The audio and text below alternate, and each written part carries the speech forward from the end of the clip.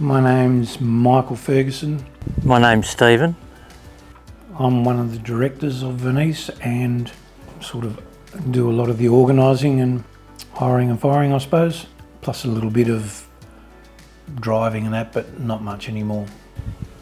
Director of Vernice, the younger one of the two. Born at Gamellan, but we've lived at Wongman till I was 13, and we moved to 2J. We got married on the 24th of September. The day before my birthday. In 1959. Originally, Dad was in partners with Gavin Donegan. I'm pretty sure they started in 1960 or something like that. I can go back to when Ferguson and Donegan first started up. They were just clearing land with wheel tractors. They never had a dozer until they got an old fowler. It worked out pretty good because we were the young blokes there. We were only 17 or 18. We used to work on the weekends for them. We'd always get a call or see Gavin or Vern and they'd say, "What are you doing on Saturday or Sunday?" Say, "Doing nothing." "Okay, come out and drive a wheel tractor for us." You knew what you were going to do. You had a rake on the front of it. That's what your job was, raking up windrows, pushing up stumps and this sort of stuff. And Gavin went on his own way and the old man kept going with the bulldozers and stuff. And they need to change the name. And I think a proprietary limited was a tax thing of way to go. So they come up with Vernice, which is Vern and Janice. That's how the name come about. Started off working as an employee to Vernice in around the 1977. Prior to that, just did bits and pieces with little machines on the properties that we had or Dad acquired. When we were kids, we were always out there mucking around with the dozers and that, so... I've never had any problem with the kids at all, not that I can remember. No. I used to get a few smack lines. bums and stuff. Yeah, that's right. Best thing was because we had a little fowler tractor, and our crawler and Mick would drive it when they're pushing out little scrub bushes and stuff. And, I don't know whether it was the exhaust fell on him or whether it was a bush, but he was running up, and Mum, and oh, what's wrong? I got hit. Anyway, we had veranda post and he hung on to the veranda post. Oh, yeah, right there. Anyway, cutting his head. And of course, he's running and the blood's coming out. He didn't have a cab on it, but he shouldn't have been pushing the right tree over. The top of him broke off. When I left school, just started working for the old man, and we just had bulldozers back then, just doing farm work and a bit of shire work and things. A lot of times, Mum or the old man would just drop us at a limestone pit. Had a caravan there. That was much the same when Stephen was, he's only about 13 or 14 years. Don't tell that story. Been ploughing. Don't tell that story. No, when he was ploughing down at Baylor, and he was on the tractor, and anyway, my dad was at home. He used to help us out. 15. 14, 15.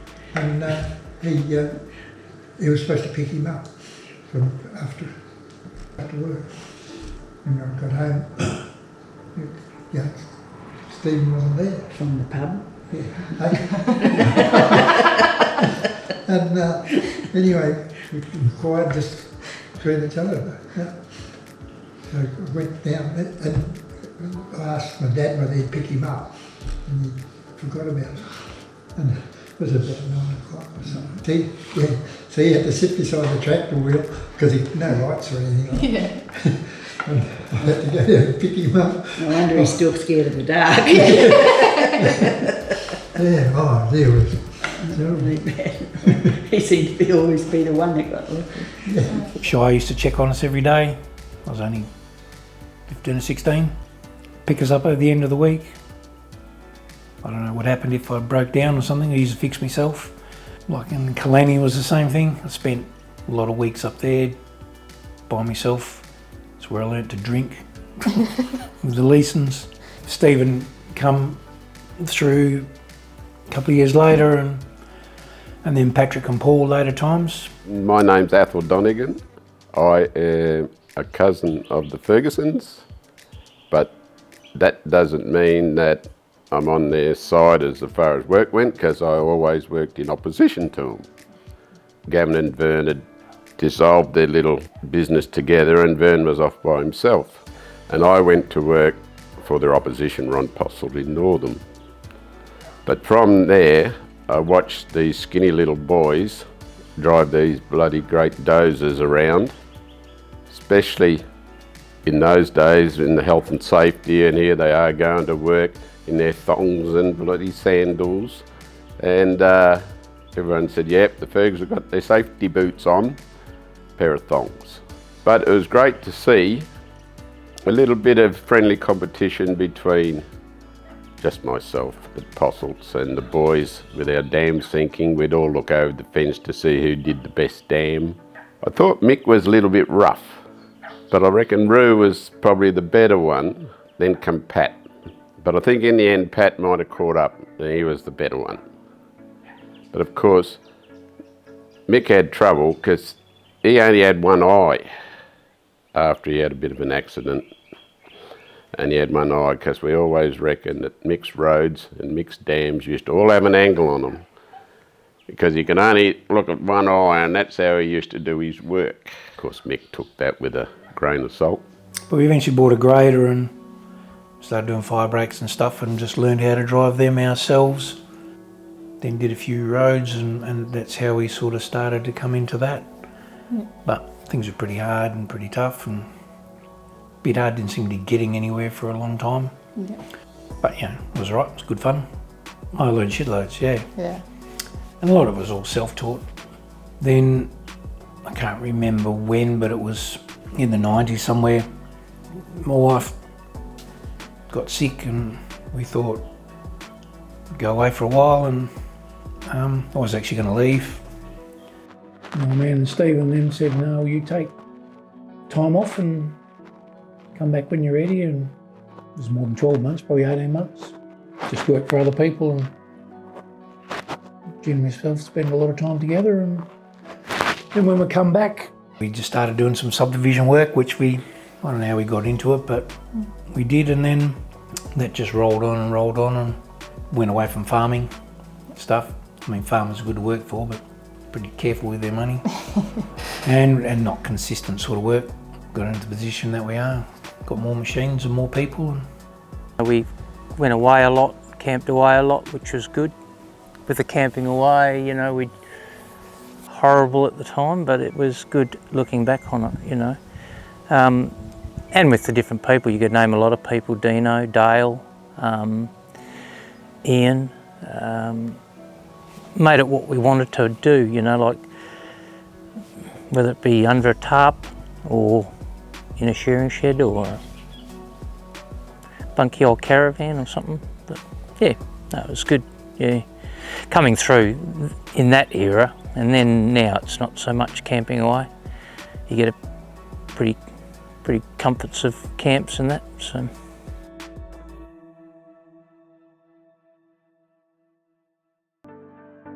I'm Liz Ferguson.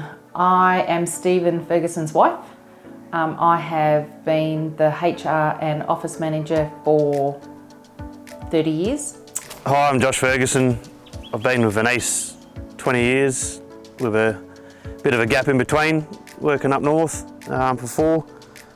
Hi, I'm Taylor Ferguson. I'm one of Stephen and Liz's kids.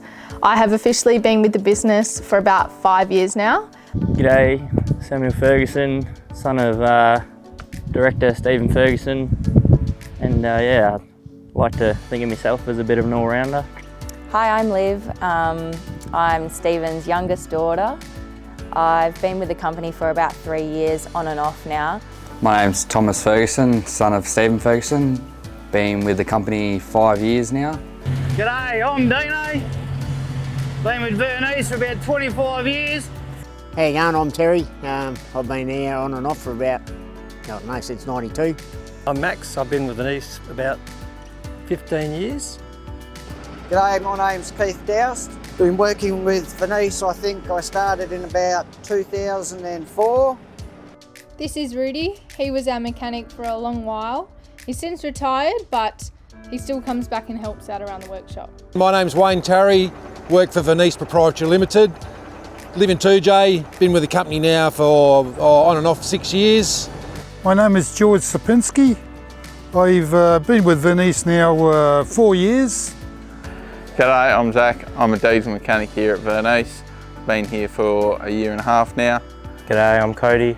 Been here at Vernice for almost 12 months now. G'day, Darren Walker. About my 3rd week with Vernice. Yeah, my name's Brad. I've been working for Vernice for this is my 2nd week.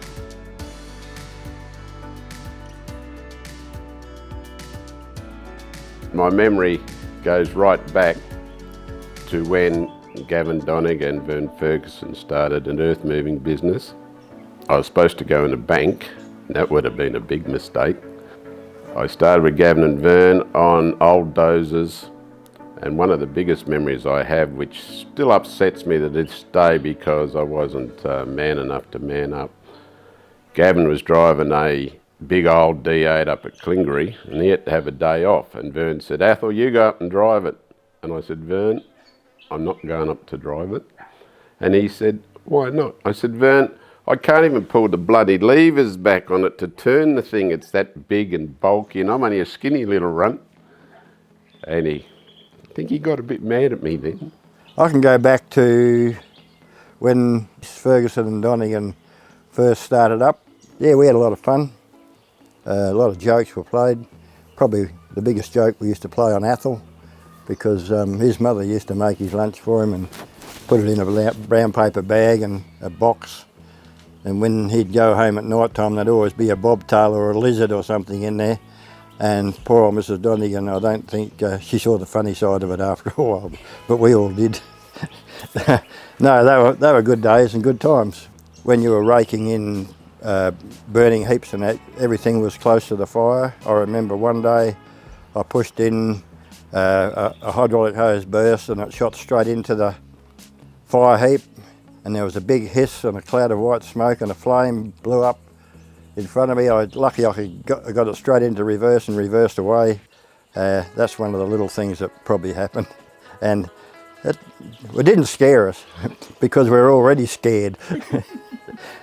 We didn't make much money out of it because the money wasn't there. But when I left there, I got a job with Jim Fergie, and I was only 18 or something then, 19. And Vern and Jan were living out at Springbank, and that's where they lived when they were married. And I think they had, Michael was the baby, and I don't know who the next one was, Stephen or someone like that. And Vern had this little shortback Land Rover. I used to go out there and we used to cut strainers with him and go for a drive around the bush.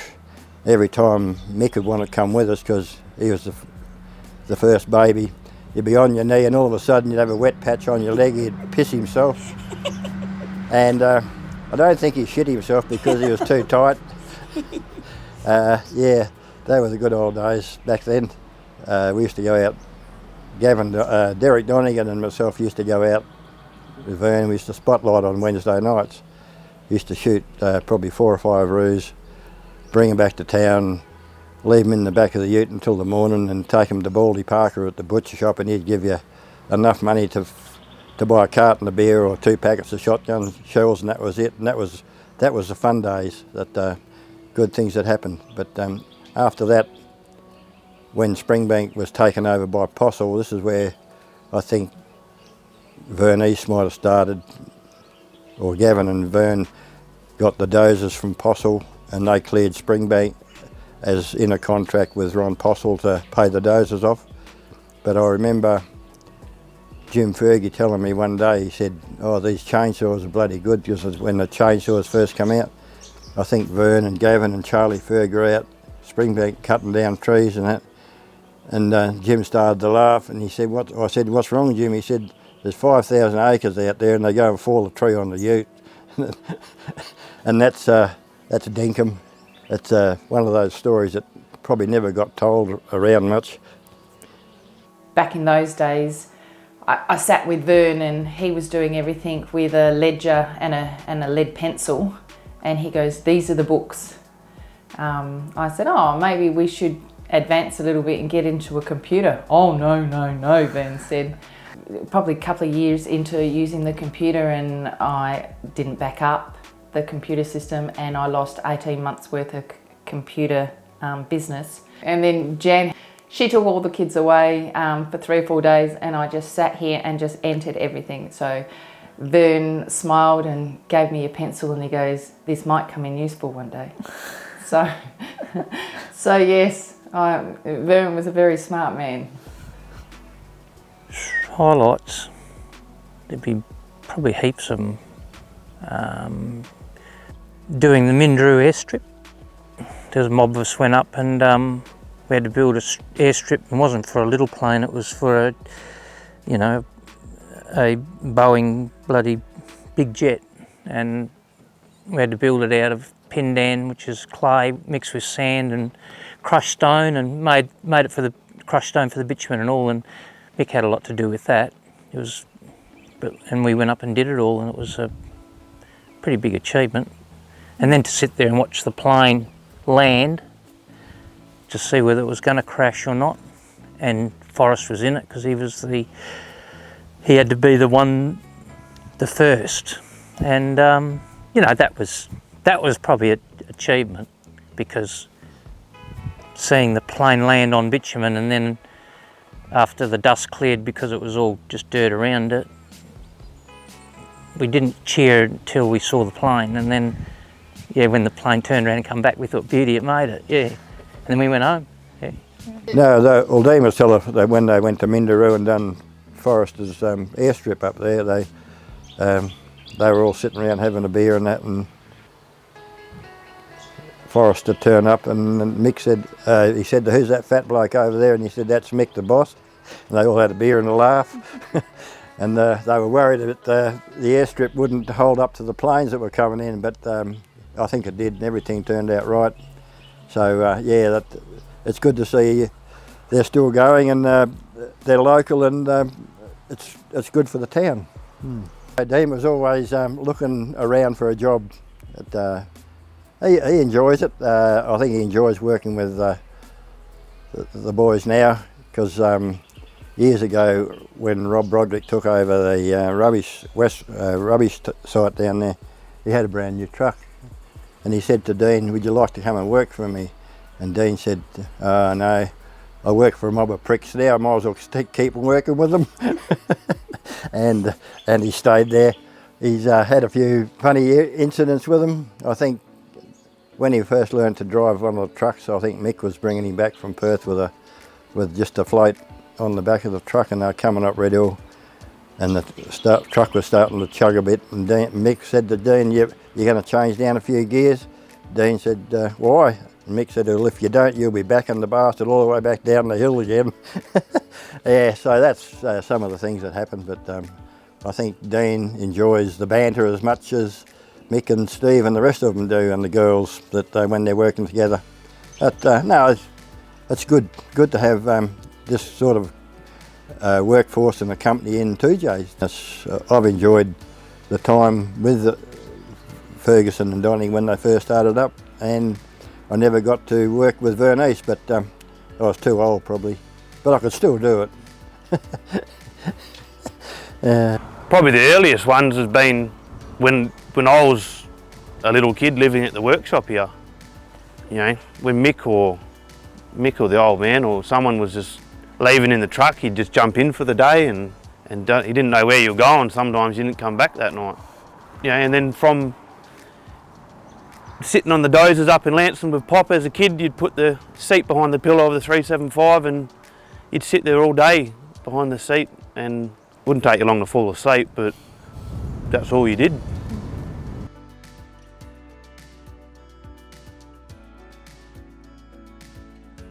The thing for me is having the business open up an opportunity for all the children to come into the business. It would be nice for the children to continue the business on. It's definitely in their blood. I hope that they have as much joy and freedom as what we do to sort of carry on the business and yeah, just enjoy it. Proud of probably people sticking with Vernice, the boys working, the girls working, watching everyone sort of come from not having a lot to do with, you know, the boys probably had a little bit, they were mucking around bobcats and all that sort of thing when they're little, like we did with dozers, but you know, Taylor and Olivia, well, Olivia couldn't even drive till she was 16, 17 and she wasn't confident, but now she's driving loaders and dumpies and that. And Mick, you know, proud to see him do what he's done up for us as well as myself, you know. And Liz herself too, she sort of came in, she was a dental nurse, that's all she ever did, and drank. No, not really, she partied. And then she came into our business and then she didn't know nothing about computers, and that was the era when we went from, when Mum was doing all her paperwork, everything was written, Mum had to develop into the computer stuff and she taught herself, and it's, you look back on what Liz has done, teaching herself to do it all, that's how we did it. We taught ourselves how to drive. And the boys, they get thrown into the deep end and just, you know, you just gotta swim hard, yeah. Yeah, like Dad, I think the last time he drove, and it was good. And that's, you know, this, when I say proud moments, we worked up at Wedge Island and Dad was there, he was probably 75, probably even more. And Thomas was on the loader. No. Oh. I never worked at Wedge. Must be on the digger there, and Dad was on the dozer, and he was working till then, and only because of his, you know, the memory loss, he couldn't keep going, but he would have done. Yeah, he would have kept going. He'd be still here now if his memory, or still driving, if his memory was right. Yeah. Stephen's just as dedicated as Mick, and it's nice. They complement each other. They've got the same values and the same ideas, I suppose, and they see things through together, which is quite nice. Yeah, it's really, really good. Really proud that, especially now that for myself, going from working, you know, start off working with, you know, Dad and Mick, and working with Patrick and Paul and Pop as well. Like, I got to keep working with him, and now working with yourself and you know, brothers and sisters. It's good, yeah.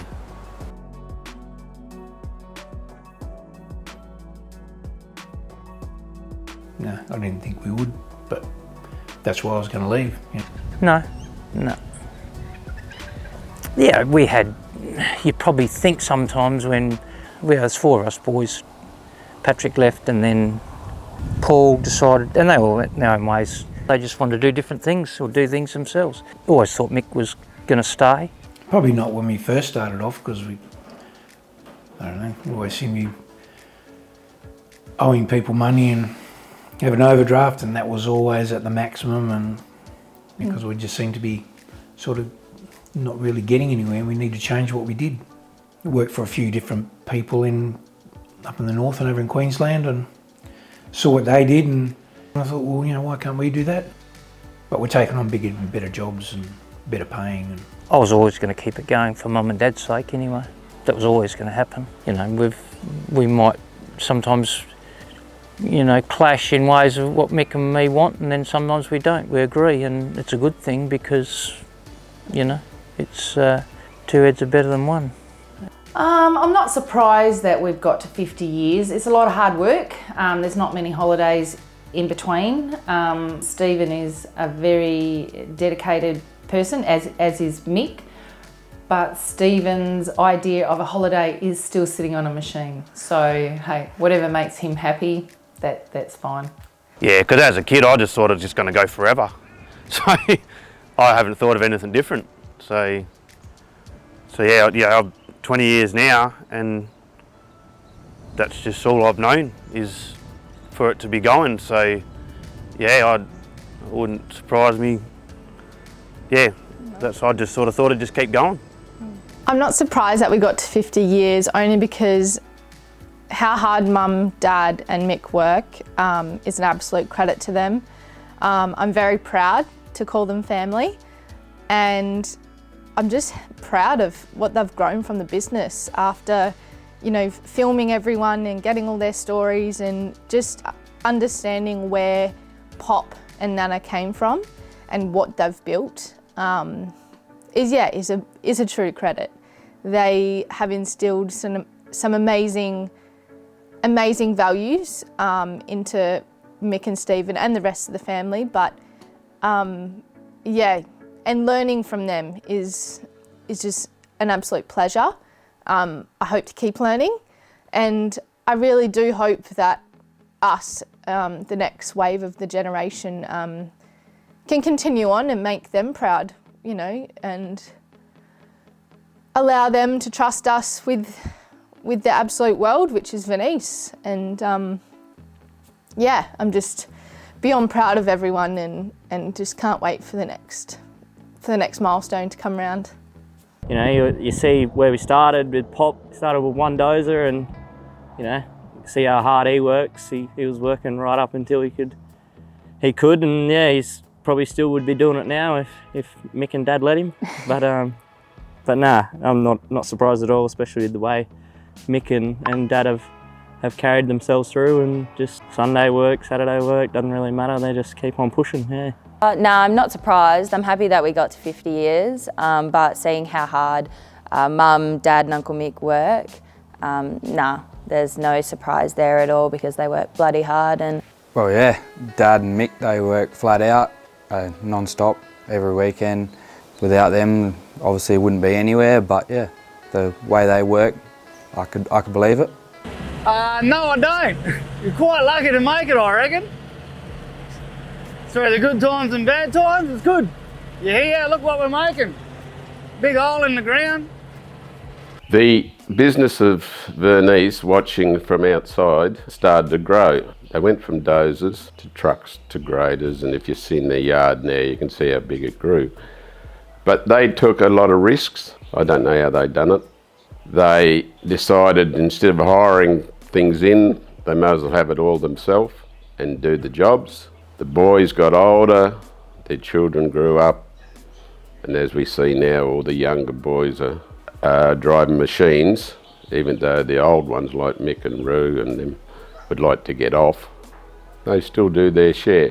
From Ferguson and Donegan, it's a big step forward, and being local, like they employ local people, like they do local work, and now they've gone and done the windmills up at Warradaji, Esperance, and that's taken on big work, which is good, because at least the name is around. And when you have a look at some of the photos that's been taken of the machinery up at Warradaji on the wind farms, there's probably 40 vehicles up there that's being used, not every day, but in the process of doing a job, which is really good. The main thing about Vernice now, in the modern day, I believe, is their willingness to hire locals. They are the main people that people go to if they want a truckload or something for nothing, or this done for nothing, or even down to man hours. And I could mention Roo and the footy club, and he's had the family. How many man hours they put into 2J. Yeah, they are a great asset to 2J. I'm proud to have grown up as they've grown up. I'm a little bit older, but watching them grow up and become the strength that they have. And I just hope they keep going.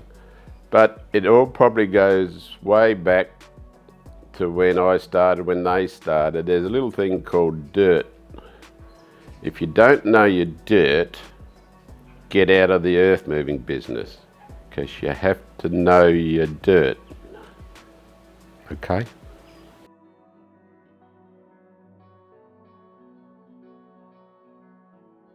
Myself, this. I'd just like to see it carrying on as it is. It doesn't necessarily have to get any bigger or anything. In the later years of like mum and dad sort of retiring and everything, it made it easier for them because mum still freaks out every time you used to buy something, and the old man was always, oh yeah, go and get that. He's just like Stephen. But it made a pretty comfortable life for them as well, which was good to see. I remember as a kid, we never took any notice much of what it was like, but when you think back, it would have been pretty hard. And the old man didn't like it, and he told me when I was 15, he said, you know more about what's going on than when I started. He said, when I started, I didn't know anything. He didn't even know you could borrow money. Go to Perth, he's going to sell his car to buy this bloody old Challenger bulldozer or something, and he broke his windscreen on the way down, took his car down to the car dealer and said, get the windscreen fixed, and he wanted to sell the car. And he said, well, what do you want to sell a car for? He said, I want to buy a bulldozer. And he said, why don't you borrow the money? He said, well, you can do that, can you? Anyway, he was that happy. He come back with the money for the dozer and still had his car. So, he didn't know that. So he was just brought up on the farm, and all we've ever done is borrow money. Borrow money doesn't bother me. You got to spend a bit and make a bit. Nowadays it's getting better because of the financial side of it. It's pretty secure. And I don't class myself as old anyway, so there's plenty of time for holidays. We get time off. Like, sure, we go to Lano or go away, but we don't go on a big worldwide travel, and I don't really, if Liz was push me hard enough, we might do, but at the moment I'm comfortable where I am, and Liz seems comfortable where she is, and the boys are coming through now with Josh and all them doing what they're doing, and Mick can relax a bit, and if he wanted to rack off for a while, it wouldn't worry, and if I did the same, it would work good. Yeah. I suppose when you enjoy what you're doing, that's the hard bit to go on holidays, because you enjoy where you are. You make the most of it while you work. It can work. Yeah.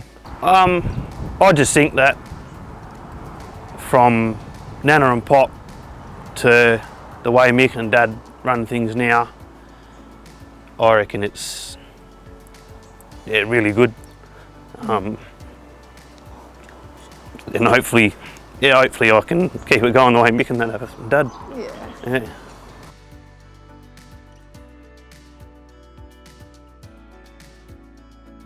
Thank you, Mum and Dad, for sticking with it. Thank Paul and Patrick when they were part of it. It's good. And thank all the workers that we've got. We've got some that have been here a long time.